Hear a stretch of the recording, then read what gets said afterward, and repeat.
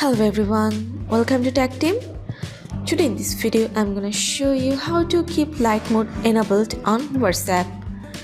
Before starting the video, please subscribe to Tactim.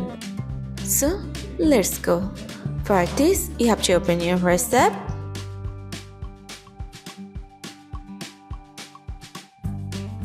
Now click on three dots.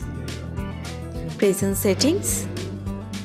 Now go to chats.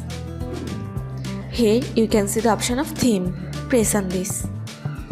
Now if you want to keep light mode enabled on your WhatsApp, you just have to press your light option.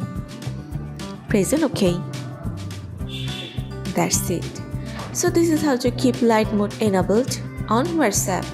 So guys, that's it. You can do this. I think this video is very helpful to you. If it was, then give a thumbs up and hit the subscribe button, and thanks for watching.